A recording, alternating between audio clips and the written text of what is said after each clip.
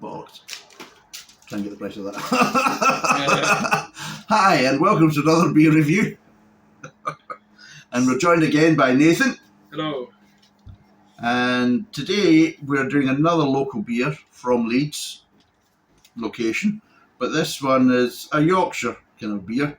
And we're doing a Black Sheep Milk Stout. And it's 4.4%. So let's...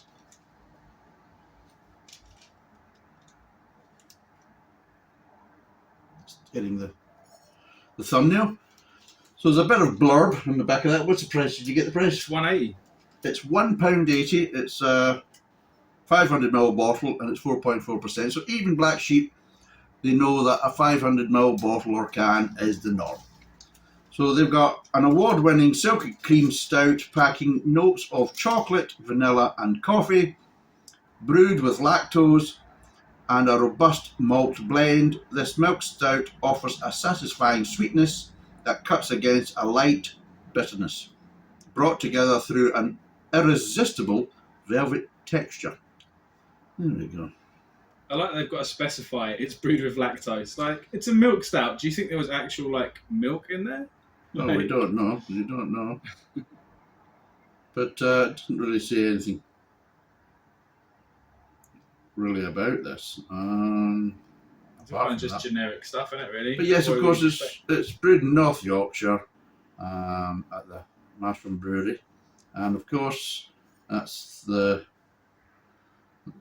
Paul Theakston's kind of brewery from the Theakston's Brewery family. So there's a gold award in 2019. And I also got the World Beers Award United Kingdom winner. So this could be a good one, especially for £1.80. I hope so. Yeah, so let's crack it open. I need to put the bloody... Oh, there we go. Oh shoot. I won't tell you what we're laughing at, but it's not opening. The bloody... Fuck. Right. There you go. We would used another one, but there's a funny story behind the reason why we're not using another one, because I unscrewed it. So yeah, let's get the pour going. There we go. I'll give that to Thank you. Nathan to try. So as you can see, nice and dark, kind of tan coloured, kind of light brown head. I'm getting smells straight away. Wow. Oh, wow. I'm getting some good smells, good aromas. It smells delicious. So I'm getting some licorice, getting some slight bitter chocolate, you know, that kind of real high percentage kind of cocoa chocolate. So I'm getting that kind of bitterness, almost a bit like, what would you call, the kind of Boneville kind of Dark chocolate powder, that kind of thing.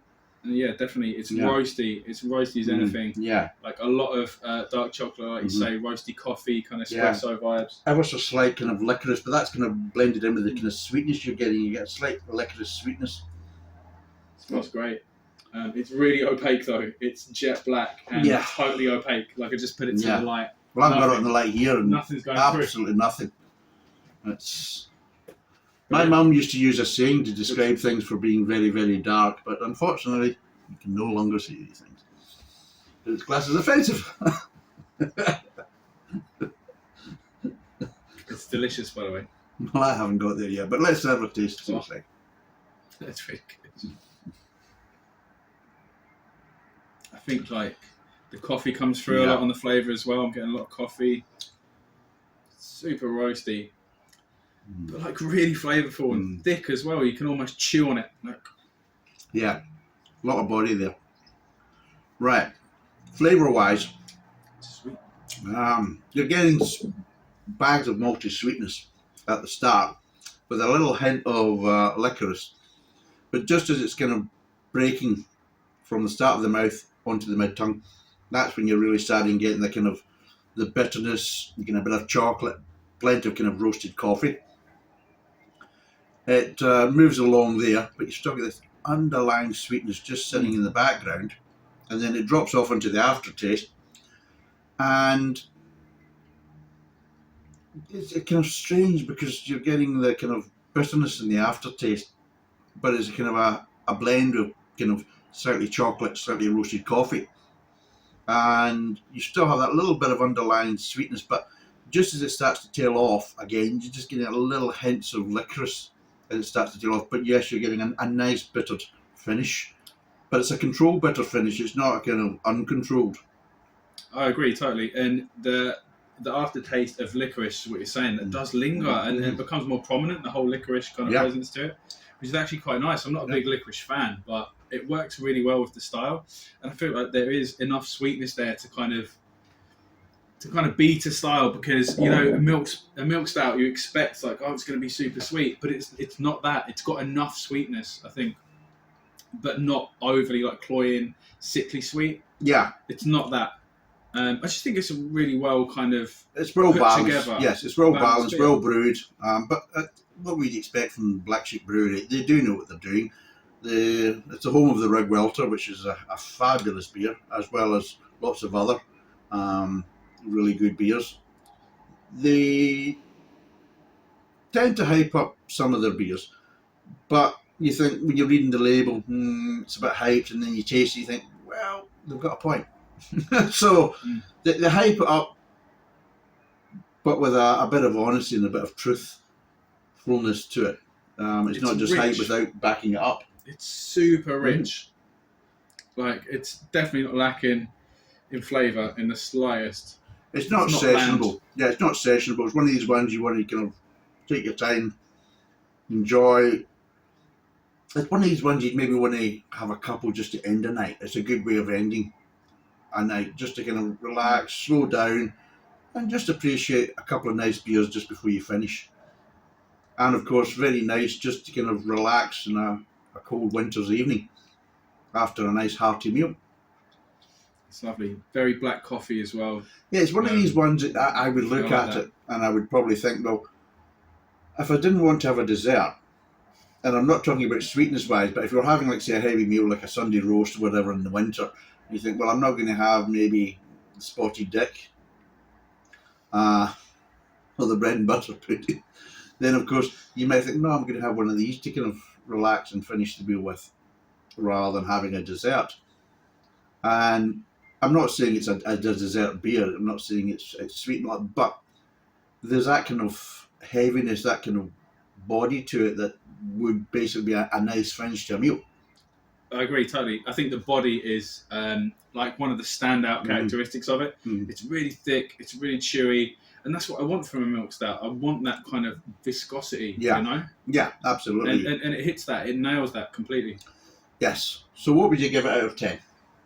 An 8. An 8. He's gone 8. It's ranking high, definitely. He's splurged. He's gone 8. I would definitely seek out this beer.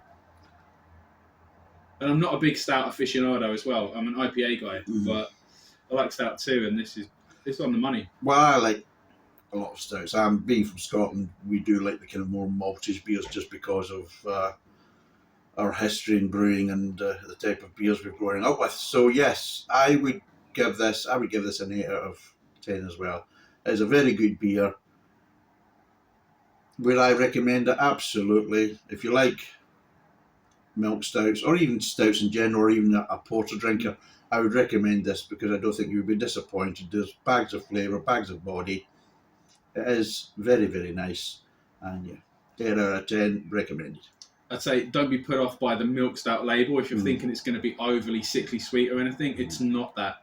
There is sweetness to it, but it doesn't overpower anything. It just plays a nice little role in some background sweetness, but it's not the predominant thing. It's just really well put together. Yeah, delicious. Absolutely. So, if you're looking for something a bit different, or you're looking for a different stout or something a bit different from a porter, then yeah, I would recommend it.